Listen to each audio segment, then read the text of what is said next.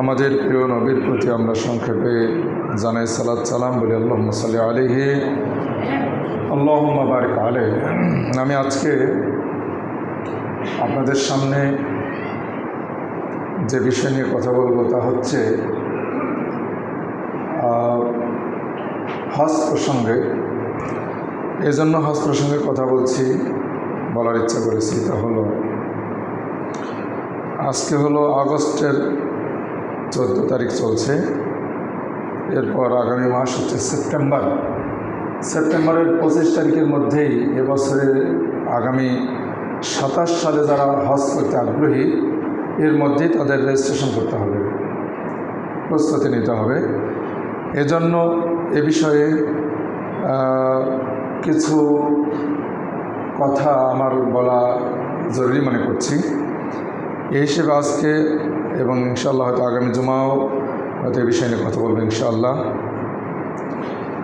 হজ এর ফজিলাত, গুরুত্ব, তাৎপর্য এবং হজের সংক্ষিপ্ত বিধান, কাদের উপরে হজ ফরজ, কাদের উপরে ফরজ নয়, হজ দ্রুত করবেন না তাড়াতাড়ি করবেন, এ বিষয় নিয়ে আমাদের জানা, স্পষ্ট ধারণা থাকাটা জরুরি।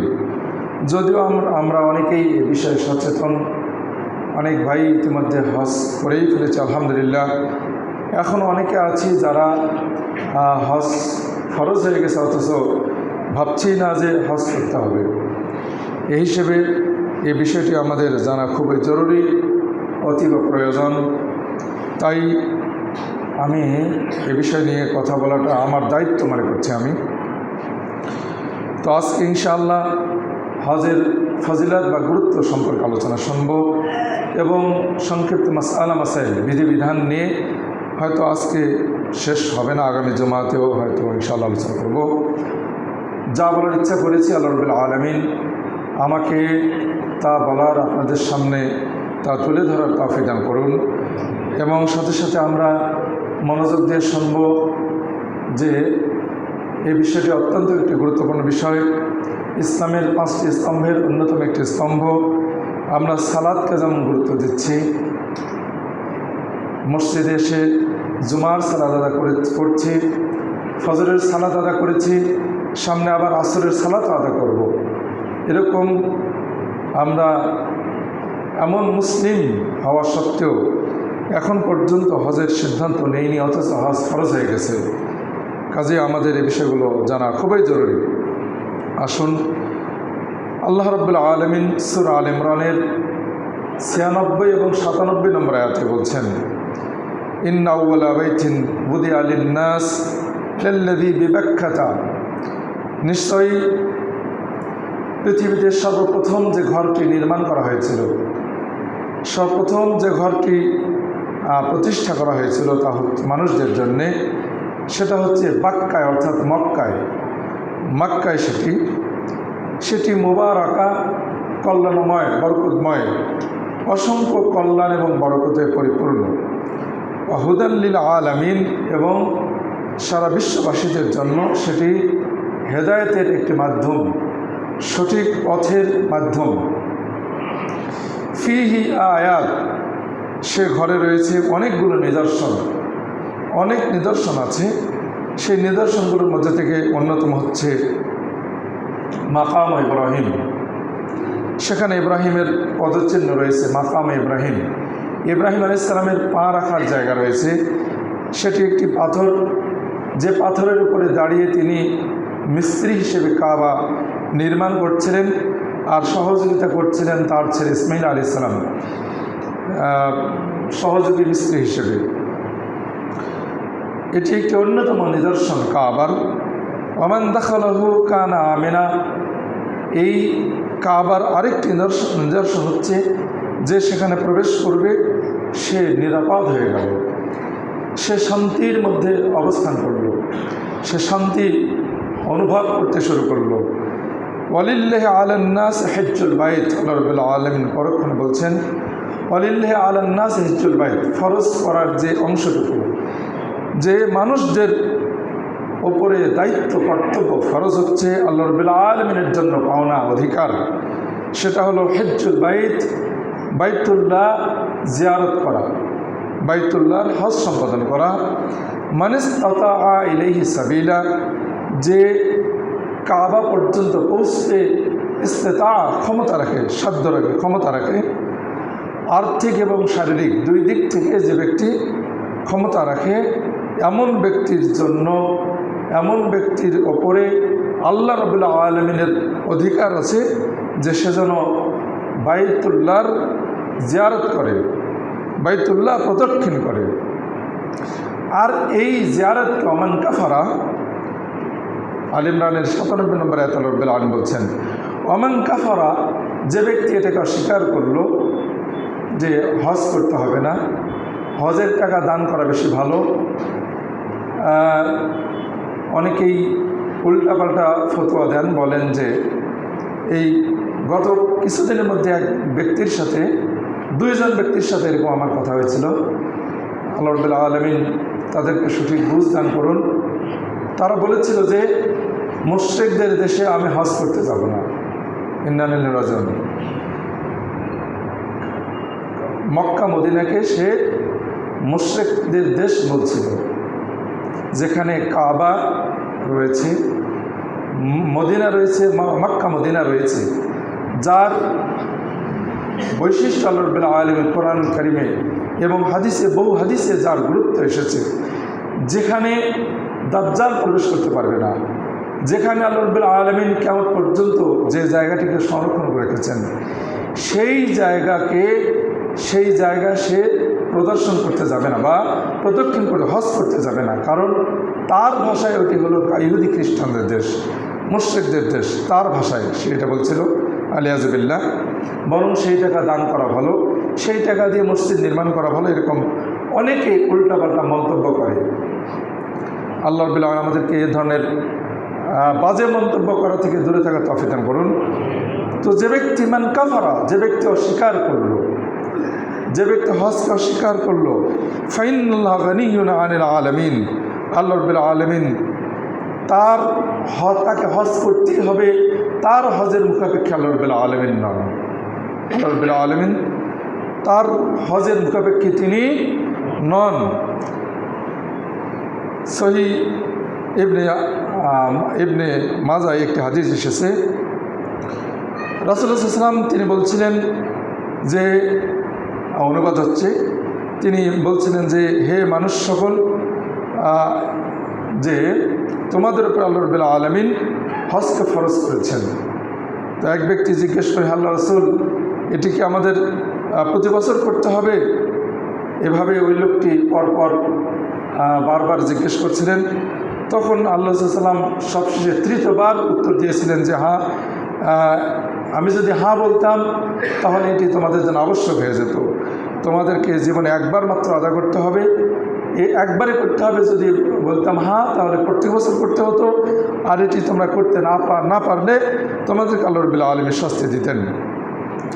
কাজেই যে ব্যক্তি এই যার উপরে হজ ফরজ হয়েছে, সে যদি জীবনে একবার হজ না করে, তাহলে তার জন্য ইসলামের, তার মাথার উপরে ইসলামের 5টি স্তম্ভের একটি স্তম্ভ অবশিষ্ট থেকে গেল, বাকি থেকে গেল, আদা করলো না। আর এই যে ব্যক্তি আদা করলো না, সে যদি অস্বীকার করে আদা না করে, যে হজ করবো না, হজ করার প্রয়োজন নেই, এই যুগে হজ করতে হবে না, এ ধরনের যদি কোনো ব্যক্তি মন্তব্য করে, তাহলে সে কাফের বলে গণ্য হবে। ইসলামের কোনো একটি বিধানকে যদি কোনো ব্যক্তি অস্বীকার করে, তাহলে সে কাফের। আর যদি অস্বীকার না করে অলসতাবশত বা অন্য কোনো পায়তারা অবলম্বন করে যদি কোনো ব্যক্তি হজ আদা না করে, তাহলে সে একজন ফাসেক মুসলিম, তাকে আমরা কাফের বলবো না। তার উপরে হজ ফরজ সে আদা করল না। সহিহ মুসলিমে হাদিস এসেছে, আল্লাহ সাল্লাম বলেছেন যে, আল্লাহ রাব্বুল আলামিন হাদিসে করছে এটি, আল্লাহ রাব্বুল আলামিন বলেছেন যে হে আমার বান্দাগণ, তোমরা যদি পৃথিবীর শুরু থেকে শেষ পর্যন্ত সকল মানুষ যদি আল্লাহকে সবচাইতে যে লোককে বেশি ভয় করে এমন একটা লোকের আত্মায় পরিণত হয়ে যাও, তারপরেও আমার রাজত্বের কোনো বৃদ্ধি করতে পারবে না তোমরা, আমার রাজত্বের কোনো বৃদ্ধি তোমরা করতে পারবে না। আবার ঠিক অনুরূপভাবে যে হে আমার বান্দারা, তোমাদের প্রথম থেকে পৃথিবীর শুরু থেকে শেষ পর্যন্ত যে পৃথিবীর সবচাইতে যে লোকটি খারাপ লোক, এমন একটা খারাপ লোকের অন্তরে পরিণত হয়ে যাও, তারপরেও আমার রাজত্বের কোনো কিছুই তোমরা কমাতে পারবে না।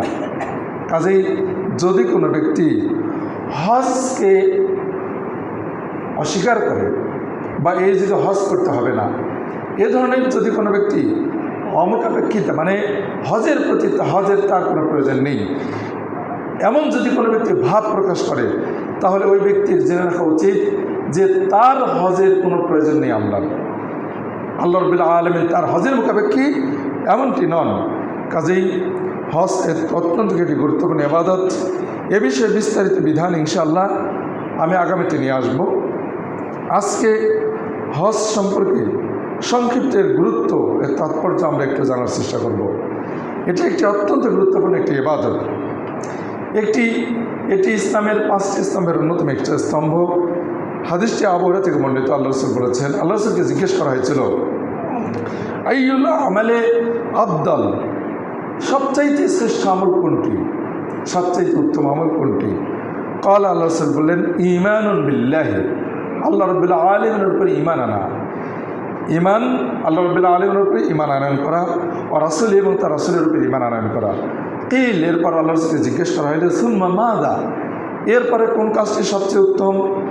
আল্লাহ রাসূল বলেন, জিহাদুন ফি সাবিলিল্লাহ, আল্লাহর পথে জিহাদ করা। তারপরে আল্লাহ রাসূলকে আবারও জিজ্ঞেস করা হলো, সুম্মা মাযা, তারপর কি? ক্বাল, আল্লাহ রাসূল বললেন, হাজ্জুন মাবরুর, হাজ্জুন মাবরুর, মাবরুর হজ, কবুল হজ, আল্লাহ রাব্বুল আলামিনের কাছে গ্রহণযোগ্য হজ।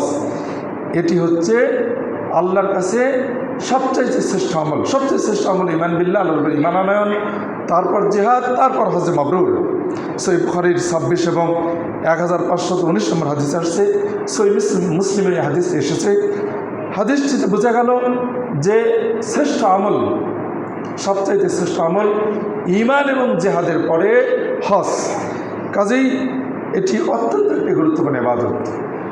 এরপরে আরও যেটি আসছে, অল্প সময় আমি শুধুমাত্র আল্লাহ রাসূলের হাদিসগুলো আমি আপনাদের সামনে তুলে ধরার চেষ্টা করব।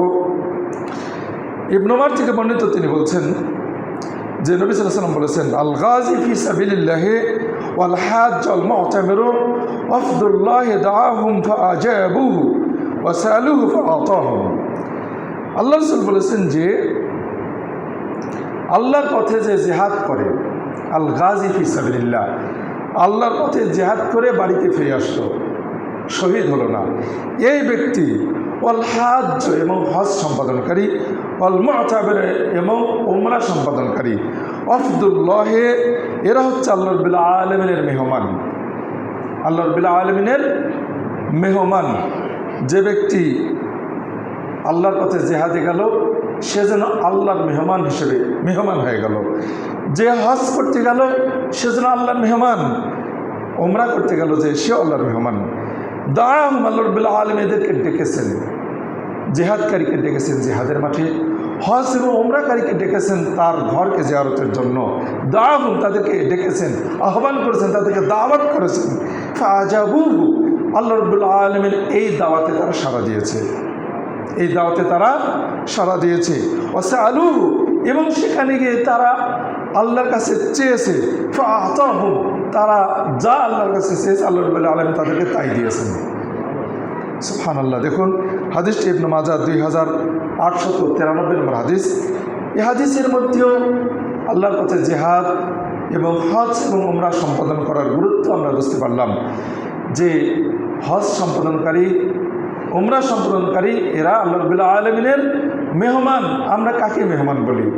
আমাদের বাড়িতে যখন কাউকে আমরা দাওয়াত দিই, আহ্বান করি, বিশেষ আয়োজন করি, তাদের জন্য বিশেষ বিশেষ খাবারের ব্যবস্থা করি, তাদেরকে বিশেষ সম্মান করার চেষ্টা করি, তাদেরকে অনেক কদর করার চেষ্টা করি। আল্লাহ রাব্বুল আলামিনের এরকম মেহমান হচ্ছে যারা জিহাদ করে এবং হজ এবং উমরা সম্পাদন করে। এরপরে অন্য একটি রয়াতে আসছে, ইন দাউহুম আজাবাহুম, যদি অন্য একটি রয়েছে আসছে যে যদি তারা আল্লাহকে ডাকে, আল্লাহ রাব্বুল আলামিন তাদেরকে ডেকেছেন, আল্লাহর ডাকে তারা সাড়া দিয়েছে এবং সেখানে আল্লাহকে তারা ডাকবে, আল্লাহ তাদের ডাকে সাড়া দেবে। এবং সেখানে গিয়ে যদি তারা আল্লাহর কাছে ক্ষমা চায়, গফার আলাহুম, আল্লাহ রাব্বুল আলামিন তাদেরকে ক্ষমা করে দেবেন। সুবহানাল্লাহ। কাজেই অত্যন্ত গুরুত্বপূর্ণ হাদিস। ইবনে মাজাহ 2893 হাদিস আমরা জানতে পারলাম। হাদিসের স্পষ্ট হাদিসের মধ্যে আমরা গুরুত্ব বুঝতে পারছি। এরপরে আনিল হাসান ইবনে আলী রাদিয়াল্লাহু আনহুমা ক্বালা জা রাজুলুন ইলা নবী সাল্লাল্লাহু আলাইহি ওয়াসাল্লাম, এক ব্যক্তি নবী সাল্লাল্লাহু আলাইহি ওয়াসাল্লামের কাছে আসলেন, এসে বললেন ইন্নী জাবানুন ওয়া ইন্নী দাঈফুন, হে আল্লাহর রাসূল, আমি মানে ভীত বা দুর্বল, আমি অত্যন্ত দুর্বল একজন ব্যক্তি। ফাকালা, তো আমি কি করব, আমি তো জিহাদ করতে পারি না। ফাকাল আল্লাহ রাসূল বললেন, হালুম্মা ইলা জিহাদিন, তাহলে তুমি এমন একটি জিহাদে যাও লা শাওকাতা ফিহি, যে জিহাদে কষ্ট নেই, কাঁটা নেই, কষ্ট নেই, যে জিহাদে কষ্ট নেই, এমন একটা জিহাদ তুমি করো। অর্থাৎ সেটি হচ্ছে হজ সম্পাদন করা। হজ এমন একটি জিহাদ যেখানে কাঁটা নেই, মানে শত্রুর মুখোমুখি হতে হবে না, এমন একটি হজ এমন একটি জিহাদ। হজকে আল্লাহ রাসূল জিহাদের সাথে তুলনা করলেন। হাদিসটি ইমাম তাবারানী বর্ণনা করেছেন। এরপরে আন আবি হুরায়রা রাদিয়াল্লাহু আনহু আন রাসূলুল্লাহ সাল্লাল্লাহু আলাইহি ওয়াসাল্লাম ক্বালা, আবু হুরায়রা থেকে বর্ণিত, আল্লাহ রাসূল বলেছেন, জিহাদুল কাবীর ওয়াস সগীর ওয়াদ দাঈফ ওয়াল মারআতি আল হজ্জ ওয়াল উমরাতু, যে বৃদ্ধ ব্যক্তি এবং শিশুদের আর দুর্বলদের, বৃদ্ধ, শিশু এবং দুর্বল এবং আল মারআতি আর মহিলাদের জিহাদ হচ্ছে আল হজ্জ ওয়াল উমরা, হজ সম্পাদন করা এবং উমরা করা। এগুলো হচ্ছে বৃদ্ধ এবং শিশু এবং দুর্বল আর নারীদের জিহাদ, নারীদের আল্লাহর পথে জিহাদ। এই হাদিসের আলোকে বোঝা যাচ্ছে যে বৃদ্ধদের জিহাদ হচ্ছে হজ। এর অর্থ নয় যে যুবককালে হজ করতে হবে না, বৃদ্ধকালে করতে হবে, এমনটা নয়। মূলত অর্থ এমনটা আল্লাহ রাসূল বোঝাচ্ছেন না। মূলত বোঝাচ্ছেন যে যারা হয়তো জেহাদে যেতে পারছে না কিন্তু জেহাদের মতো কাজ করতে চায়, তারা যেন বৃদ্ধ বয়সে যদি হজ করতে সক্ষম হয় তাহলে সে হজ করতে পারবে, হজ করবে, যেন সে জেহাদ করছে। শিশুদের জেহাদ, শিশু যাদের ওপরে ইসলামের কোনো বিধিবিধান ফরজ নয়, এমন শিশু যদি হজ করে তাহলে তার হজের নেকি হবে। তবে যখন তার ওপরে হজ ফরজ হয়নি, মুকাল্লাফ হয়নি, প্রাপ্ত বয়সে পৌঁছেনি, এমন অবস্থায় হজ করলে তার ইসলামের যে রুকন যেটা, এটি তার আদা হলো না। তবে এই নেকি যে বাবা মার সাথে যাচ্ছে সেই নেকি তাদের বাবা মারও লেখা হবে। এরপর দুর্বলদের হজ, দুর্বল বলতে যারা একেবারে শারীরিকভাবে দুর্বল এবং নারীদের জন্য। যা হোক, আজকে কিন্তু বর্তমান যুগে হজ সম্পাদন করতে হলে অবশ্যই শারীরিক সক্ষমতা এবং মানে প্রাপ্ত বয়সে, উপযুক্ত বয়সে, শক্তির বয়সে হজ সম্পাদন করাটা উচিত। কারণ যারা একটু দুর্বল বয়সে হজে যাবেন তাদের জন্য হজ সম্পাদন করা এই বহু লোকের মাঝে, অসংখ্য লোকের মাঝে, এবং অনেক জ্যাম, প্রস্রাব পায়খানা, বহু কষ্ট, অনেক কষ্ট, সেই কষ্টের মাঝে হজ সম্পাদন করা বয়স্কদের জন্য, অসুস্থদের জন্য অনেক কষ্টকর। আমি এবার শুনেছি যে 10ই জিলহজ মাসে, 10 অর্থাৎ মিনারি, সেই কোরবানির দিনে আমার একজন আত্মীয় গিয়েছেন হজে। তিনি বলছেন যে যারা বয়স্ক তারা ট্রেনে উঠেছেন সেই কাবায় গিয়ে তওয়াফ করার জন্য। তো 3-4 ঘন্টা ট্রেনে অপেক্ষা করতে হচ্ছিল, যে কারণে প্রস্রাব পায়খানা আটকে ধরে থাকতে না পারার কারণে কাপড় চোপড় সব নষ্ট করে ফেলেছে, এমনকি পলিথিন করে ঘুরে বেড়াচ্ছে, এমন অবস্থা হয়েছে। এমনটা আমি আমার সেই নিকটাত্মীয় তিনি এই কথা বলছেন যে বয়স্কদের জন্য হজ করতে আসা ঠিক নয়, বরং যুবককালে হজ করা উচিত। কারণ এই বিশাল জনসমাগমে প্রস্রাব পায়খানার পরিপূর্ণ যার সক্ষমতা আছে, নিশ্চিতভাবে ধরে থাকতে পারবে, এবং খাওয়া দাওয়া পেট সব কিছু যার পরিপূর্ণ সব দিকগুলো ঠিক থাকবে, এমন ব্যক্তির হজে যাওয়া উচিত, এমন বয়সে যাওয়া উচিত। যা হোক, আমরা হাদিসের মধ্যে যে গুরুত্বটি আমরা জানতে পারলাম সেটা হচ্ছে যে হজ একটি জিহাদ সমতুল্য, হজ হচ্ছে জিহাদ সমতুল্য, এটি আমরা বুঝতে পারলাম। এরপরে এই হাদিসটি যেটি আমরা শুনলাম, ইমাম নাসাই 2606 নম্বর হাদিসে নিয়ে আসছেন। এরপরে আরেকটি হাদিস আয়েশা থেকে বর্ণিত, তিনি বলছেন, ইয়া রাসূলুল্লাহ, আয়েশা বলছেন আল্লাহ রাসূলকে, আল্লাহ রাসূল, তারাল জিহাদ আফদাল আল আমাল, আপনি জিহাদকে, আল্লাহর পথে জিহাদকে, শত্রুর মুখোমুখি হওয়া, কাফের ইহুদি খ্রিস্টানদের বিরুদ্ধে অস্ত্র ধারণ করা, এটিকে আপনি সবচেয়ে শ্রেষ্ঠ জিহাদ, শ্রেষ্ঠ আমল বলছেন। তা আফালা নুজাহিদ, আমরা কি জিহাদ করব না? আমরা কি শত্রুদের মুখোমুখি হব না? আমরা কি ইহুদি খ্রিস্টানদের, মুশরিকদের বিরোধিতা, তাদের সাথে অস্ত্র ধারণ করব না? একজন মহিলা তিনি এই আশাবাদ ব্যক্ত করছেন, আমরা কি এই জিহাদ করব না? তখন তিনি বলছেন, লাকিন আফদাল জিহাদ, আল্লাহ রাসূল বললেন যে হ্যাঁ, শ্রেষ্ঠ জিহাদ শত্রুর বিরুদ্ধে অস্ত্র ধারণ করা, এটা শ্রেষ্ঠ জিহাদ। কিন্তু তোমাদের জন্য লাকুন্না আফদালুল জিহাদে, তোমাদের জন্য শ্রেষ্ঠ জিহাদ হচ্ছে হজ্জুন মাবরুর, কবুল হজ, গ্রহণযোগ্য হজ। কবুল হজ হচ্ছে তোমাদের জন্য শ্রেষ্ঠ জিহাদ, সবচেয়ে উত্তম জিহাদ। হাদিসটি ইমাম বুখারী এবং মুসলিম নিয়ে এসেছেন। হাদিসের আলোকে বোঝা যাচ্ছে যে মা বোনদের জন্য শ্রেষ্ঠ জিহাদ, উত্তম জিহাদ হচ্ছে হজ সম্পাদন করা। এ বিষয়ে কোন মা বোন হজ করবেন না করবেন এবং হজ্জে মাবরুর বলতে কি বোঝায়, এ বিষয়ে নিয়ে আমি পরে আসছি ইনশাআল্লাহ। এখন আমরা শুধু গুরুত্বপূর্ণ বিষয়গুলো শুনবো, হাদিসগুলো শুনবো। দেখুন, এরপরে আল্লাহ রাসূল সাল্লাল্লাহু আলাইহি ওয়াসাল্লাম আরেকটা হাদিস আসছে, ইমাম আহমদ 24794 নম্বর হাদিসে নিয়ে আসছেন, আলাইহিন্না জিহাদুন ওয়ালা লা কিতালা ফিহি ওয়াল হজ্জ ওয়াল উমরা, নারীদের, মহিলাদের, মা বোনদের উপরে জিহাদ আছে, কিন্তু লা কিতালা ফি, যেখানে অস্ত্র ধারণ নাই, যেখানে মারামারি নাই, এমন একটি জিহাদ, সেটি হচ্ছে আল হজ্জ ওয়াল উমরা, সেটা হলো হজ করা এবং উমরা সম্পাদন করা। হজ সম্পাদন, উমরা সম্পাদন, এটি হচ্ছে এমন একটি জিহাদ মা বোনদের জন্য যার মধ্যে মারামারি নেই, হুমকি নেই, জীবন নাশ নেই। এরপরে আরেকটা হাদিস আসছে, হাদিসটি ইমাম আহমদ 24794 নম্বর হাদিস নিয়ে আসছেন। এরপরে আরেকটা হাদিস আবু থেকে বর্ণিত, আল্লাহ রাসূল বলছেন, আবুরা বলছেন, সামাইতু নবী সাল্লাল্লাহু আলাইহি ওয়াসাল্লাম, আমি নবী সাল্লাল্লাহু আলাইহি ওয়াসাল্লামকে বলতে শুনেছি, মান হাজ্জা লিল্লাহি ফালাম ইয়াকুল, লিল্লাহি ফালাম ইয়াকুল, অর্থাৎ ইয়ারফুস ওয়ালা ইয়াফসুক রাজা কায়াউমিন ওয়ালাদাত উম্মুহু, যে ব্যক্তি হজ সম্পাদন করলো আল্লাহ রাব্বুল আলামিনের জন্য, লিল্লাহ শব্দটি আসছে, লিল্লাহি, আল্লাহ রাব্বুল আলামিনের জন্য, মানুষ দেখানোর জন্য নয়, সুনাম সুখ্যাতির জন্য নয়, কোনো দুনিয়াতে, পৃথিবীতে বৈশ্বিক কোনো স্বার্থ হাসিলের জন্য নয়, আল্লাহর নাম ধারণ করার জন্য নয়, বরং যে ব্যক্তি আল্লাহ রাব্বুল আলামিনের সন্তুষ্টির জন্য হজ সম্পাদন করলো, ওই হজ করতে গিয়ে লাম ইয়ারফুস ওয়া লাম ইয়াফসুক, এই হজ সম্পাদন করতে গিয়ে সে যৌন সম্ভোগ করলো না। হজের দিনগুলোতে, হজের আগে পরে নয়, হজের দিনগুলোতে। হজের দিন কোনগুলো? সেটি হচ্ছে এহরাম বাঁধার আগে, অর্থাৎ ইয়াউমুত তারবিয়া 8 জিলহজ থেকে নিয়ে সেই আইয়ামুত তাশরিক, সেই জিলহজ মাসের 13 তারিখের একেবারেই আসরের শেষ পর্যন্ত, এই সময়টুকু, এই হজের দিনগুলোতে সে যৌন সম্ভোগ করলো না। ও এরপর কে ওয়ালা মেফসুক, এবং সে কোনো পাপাচারিতায় লিপ্ত হলো না, কোনো পাপের কাজে লিপ্ত হলো না। পাপের কাজ বলতে কি বোঝায়, এটারই ব্যাখ্যা আমি আল হজ্জুল মাবরুর আলোচনা করতে গিয়ে আমি এই বিষয়টি নিয়ে আসবো ইনশাআল্লাহ। তো পাপাচারিতায় লিপ্ত হলো না, যৌন সম্পর্কে লিপ্ত হলো না, এবং কোনো পাপাচারিতায় লিপ্ত হলো না।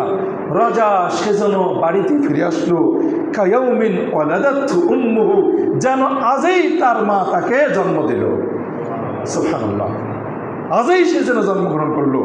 সহিহ বুখারীর 1521 নম্বর হাদিস আল্লাহ সে কথাটি বলেছেন। কাজেই হজ একটি এমন একটি ইবাদত, যে ইবাদত আমাদেরকে আমাদের পাপ থেকে আমাদেরকে মুক্ত করবে। আরও হাদিসে এসেছে আল্লাহ রাসূল বলেছেন, আমা আলিমতা আন্নাল ইসলাম ইয়াহদিমু মা কানা ক্বাবলাহু, তুমি কি জানো না যে ইসলাম অতীত পাপগুলোকে ধ্বংস করে দেয়। ইসলাম যে গ্রহণ করেনি, কাফের অবস্থায় অমুসলিম অবস্থায় যে পাপগুলো করেছে, এই মাত্রকে ইসলাম গ্রহণ করলো, অতীত পাপগুলো ইসলাম গ্রহণটাই তার অতীত পাপগুলোকে ধ্বংস করে দিল। ওয়ান্নাল হিজরাতা তাহাদিমু, একইভাবে হিজরত অতীত পাপগুলো ধ্বংস করে দেয়।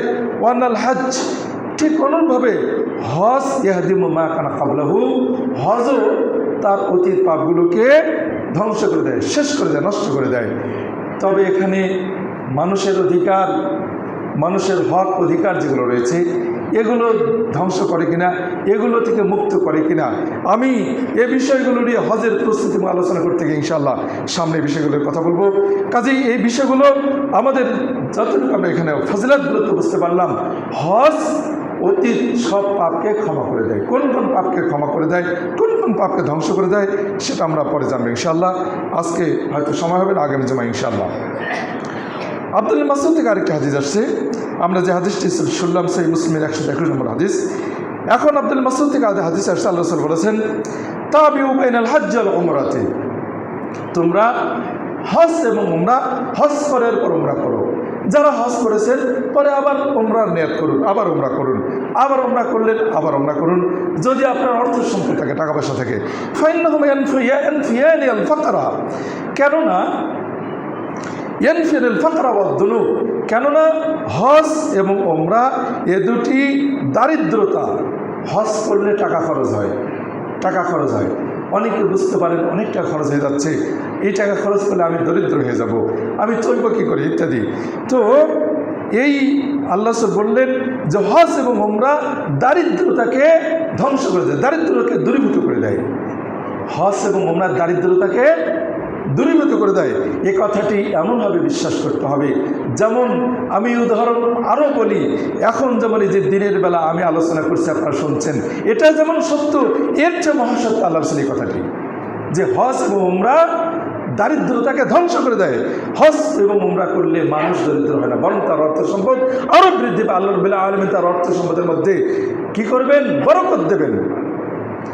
ফাইন্নাহুম, আচ্ছা, কামা ইয়ানফি, যেমনভাবে নষ্ট করে যায় আল কিরো খামাসাল হাদিদ ও যাহাবে অল ফিদ্দা, যেমনভাবে হাফর অর্থাৎ কর্মকার বা স্বর্ণকার তাদের লোহা বা সোনা রূপা পরিষ্কার করতে গিয়ে, অলঙ্কার বানাতে গিয়ে বা লোহ বা কর্মকার কোনো অস্ত্র বানাতে গিয়ে যখন আগুন দিয়ে, হাফর দিয়ে আগুনে তাপ দেয়, তাপ দিতে গিয়ে লোহা যেমন ময়লা থেকে পরিষ্কার হয়ে যায়, আগুন লোহাকে, সোনা এবং রূপাকে যেমন পরিষ্কার করে, একইভাবে হজ এবং উমরা মানুষকে পাপ থেকে পরিষ্কার করে, ময়লা থেকে পরিষ্কার করে। আরও আল্লাহ রাসূল বলেন, আলাইসালিল হজ্জিল মাবরুর, এবং জেনে রাখো হজ মাবরুর, কবুল হজ এর পুরস্কার নাই, ইল্লাল জান্নাহ, জান্নাত ছাড়া কিছু নয়। সুবহানাল্লাহ। দেখুন, বিষয়টি অত্যন্ত গুরুত্বপূর্ণ একটি বিষয়।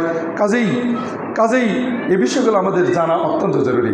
এরপর আল্লাহ রাসূল আরও বলছেন, এই হাদিসটি ইমাম তিরমিজি 810 নম্বর হাদিস আমরা শুনলাম।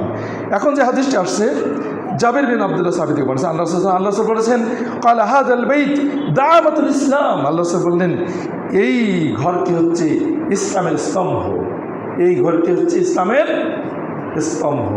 সারা পৃথিবীর কোটি কোটি লক্ষ লক্ষ মানুষ ইসলাম পালন করছে, পৃথিবীর এক প্রান্ত থেকে আরেক প্রান্ত পর্যন্ত, পৃথিবীর শুরু থেকে শেষ পর্যন্ত করবে।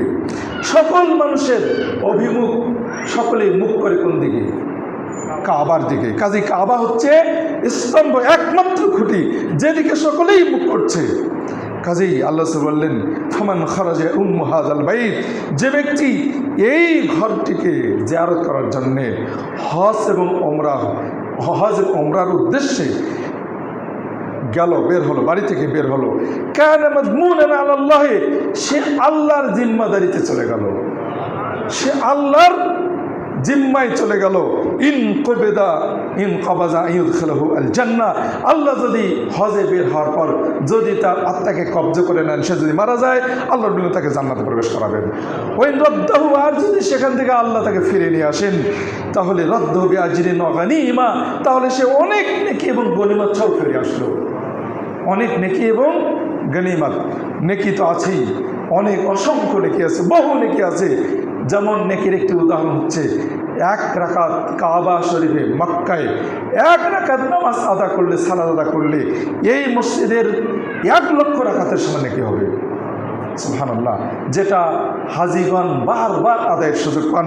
যে সমপরিমাণ সালাত আমরা পৃথিবীর অন্য কোনো মসজিদে সারা জীবন ধরে আদা করলেও তার সমতুল্য, তার সমানে আমরা কখনো পৌঁছতে পারবো না। কাজেই অত্যন্ত একটি গুরুত্বপূর্ণ বিষয়। আসুন এরপরে আরও একটা হাদিস আবু হুরায়রা থেকে বর্ণিত, আল্লাহ রাসূল বলছেন যে আল উমরাতু লিল উমরাতি কাফফারাতুল লিমা বাইনাহুমা, এক উমরা থেকে আরেক উমরা পর্যন্ত। আজকে একটা উমরা করলেন, আগামী বছর 2 বছর 5 বছর পর আরেকটা উমরা করলেন, যতদিন পরেই করুন না কেন, এর মাঝখানে যে পাপগুলো হবে এই পাপগুলো আল্লাহ ক্ষমা করে দেবেন। আল হজ্জুল মাবরুর, আবার পূর্বের কথাটি হাদিসে আবার আসছে যে মাবরুর হজের যা এর পুরস্কার জান্নাত ছাড়া আর কিছু নয়। সহিহ বুখারী 1773 নম্বর হাদিসে কথাটা বলেছেন। আল্লাহ রাসূল আরও বলেছেন, আন-নাফাকাতু ফিল হজ্জে কান-নাফাকাতি ফি সাবিলিল্লাহ, হজের মধ্যে খরচ করাটি যেন জিহাদের মধ্যে খরচের মতো। হজের মধ্যে যে ব্যক্তি খরচ করলো, কান-নাফাকা ফি সাবিলিল্লাহ, সে আল্লাহর পথে খরচ করলো, বিসাবে মিয়াতি দাইফিন, যে সাবে মিয়াতে জেফেন 700 গুণ বেশি সে খরচ করলো। জিহাদের পথে খরচ করার চেয়েও হজের পথে খরচ করা এটি 700 গুণের চেয়েও বেশি সে নাকি পেল। এর অর্থে নয়, আল্লাহ রাসূল কখনো এটা বলেননি যে জিহাদ চলছে, শত্রুর সাথে মোকাবেলা চলছে, এই মুহূর্তে জিহাদের মাঠ থেকে পালিয়ে গিয়ে সেখানে খরচ না করে তুমি হজে যাও, তাহলে এতগুলো নেকি পাবে, এ কথা আল্লাহ রাসূল কখনো বলেননি। বরং যেখানে হজের ক্ষেত্রে চলে এসেছে, যেখানে জিহাদের ক্ষেত্রে চলে এসেছে, যদি আমাদের বিরুদ্ধে কোনো শত্রু যদি অস্ত্র ধারণ করে, কোনো শত্রু দেশ যদি আমাদের বিরুদ্ধে অস্ত্র ধারণ করে, আমাদের সরকারের উচিত হবে, এমনকি আমাদের দেশের প্রত্যেকটি জিহাদের সক্ষম যুবকের উচিত হবে অস্ত্র ধারণ করা, তাদেরকে ট্রেনিং দেওয়া, অন্য শত্রু দেশ মুশরিকদের দেশের বিরুদ্ধে অস্ত্র ধারণ করা। এটা আমাদের জন্য, প্রত্যেকের জন্য ফরজ, ওই মুহূর্তে জিহাদে যাওয়ার চেয়েও। এটি আমাদের বুঝতে হবে। হাদিসটি ইমাম আহমদ 22,491 নম্বর হাদিসে এসেছেন। কাজেই আমরা যতটুকু শুনলাম, এই হাদিসগুলো আলোকে আমরা অনেক হজের মধ্যে অনেক যে গুরুত্বপূর্ণ যে দিকগুলো আসছে সেগুলো আমরা বুঝতে পারছি। যারা হজে যাবেন, এটি এত বড় একটি কাজ যেটি একমাত্র হজ সম্পাদনকারীদের তাকদীরেই জোটে। সেটা হচ্ছে যে আরাফাতের দিন, আল্লাহ সহিহ মুসলিম হাদিস, আরাফাতের দিন আল্লাহ রাব্বুল আলামিন এত অধিক সংখ্যক মানুষকে জাহান্নাম থেকে মুক্তি দেন যেটা অন্য কোনো দিনে নয়। এরপর আল্লাহ রাব্বুল আলামিন হাজিদের নিকটবর্তী, আরাফার মাঠে হাজিদের নিকটবর্তী হয়ে বলেন, ফেরেশতাদের সাথে গর্ব করেন আর বলেন যে দেখো এরা কি চায়, হাজিরা কি চায়, তারা যা চাচ্ছে তাদেরকে তাই না হবে, তাদেরকে আমি তাই দেবো। সহিহ মুসলিমের হাদিস। এরপরে আল্লাহ আরও বলেছেন যে সর্বোত্তম দোয়া হচ্ছে আরাফার দিনের দোয়া।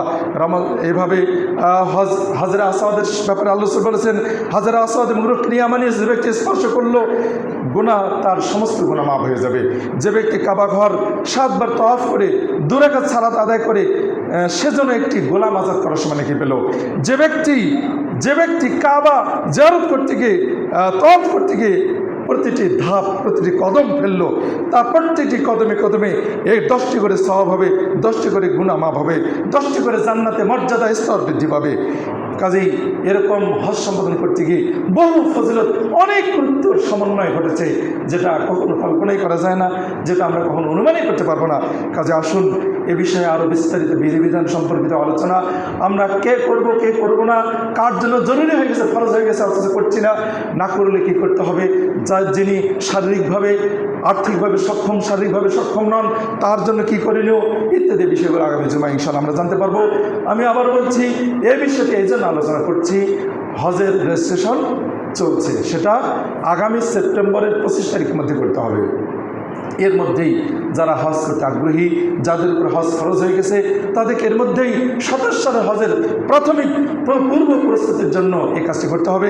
কাজেই এ বিষয়ে আমাদের সিদ্ধান্তের বিষয়, পরে নয়, দেরিতে নয়, 28 নয়, 29 নয়, 30 সালে নয়, বরং 27 সে এর জন্য সিদ্ধান্ত নিতে হবে। আল্লাহ রাব্বুল আমাদেরকে সেই তৌফিক দান করুন। সকলে আমিন। রহমাকুমুল্লাহ।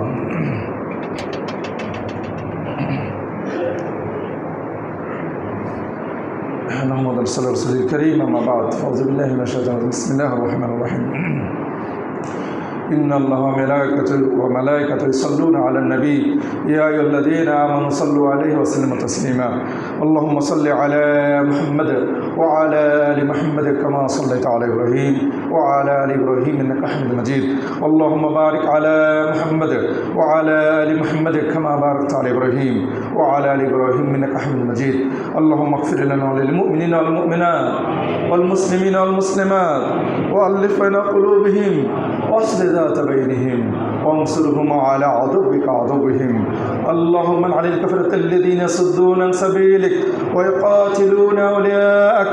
اللهم خالف عن كلمتهم وزلزل أقدامهم وأنزل بهم بأسك الذي لا ترد عن القوم المجرمين. ইয়া রাব্বুল আলামিন আমাদেরকে ক্ষমা করুন। ইয়া রাব্বুল আলামিন আমাদেরকে দয়া করুন। ইয়া রাব্বুল আলামিন আমাদের উপরে যাদের উপরে হজ ফরজ হয়ে গেছে ইতিমধ্যে, তাদেরকে দ্রুত হজ করার সিদ্ধান্ত নেওয়ার তৌফিক দান করুন। ইয়া রাব্বুল আলামিন আমাদেরকে তোমার রাসূলের সুন্নাত পরিপূর্ণ অনুসরণের তৌফিক দান করুন। হজ্জে মাবরুর করার তৌফিক দান করুন। ইয়া রাব্বুল আলামিন একমাত্র তোমার উদ্দেশ্যেই সালাত, সিয়াম, হজ, যাকাত, সাদাকা, দান, যাকাত সব কিছু যেন তোমার উদ্দেশ্য করি। হে আল্লাহ আমাদেরকে সেই তৌফিক দান করুন। ইয়া রাব্বুল আলামিন আমাদের মধ্যে যারা অসুস্থ তাদের সুস্থতা দান করুন। আমাদের মধ্যে যারা বিপদগ্রস্ত তাদের বিপদ থেকে উদ্ধার করুন। ইয়া রাব্বুল আলামিন আমাদেরকে মৃত্যু পর্যন্ত তোমার রাসূলের সুন্নাহর উপরে অবিচল থাকার তৌফিক দান করুন। আমিন। রাহমাকুমুল্লাহ। ইন্নাল্লাহা ইয়া'মুরুকুম বিল আদলি ওয়াল ইহসান ওয়া ইতা'ইল কুরবা ওয়া ইয়ানহা আনিল ফাহশাই ওয়াল মুনকারি ওয়াল বাগyi ইয়া'iযুকুম লা'allaকুম তাযাক্কারুন ওয়া লা যিকরুল্লাহি তাআলা ওয়া আউলা ওয়া আযাল্লাহু আকবার। রাহমাকুমুল্লাহ।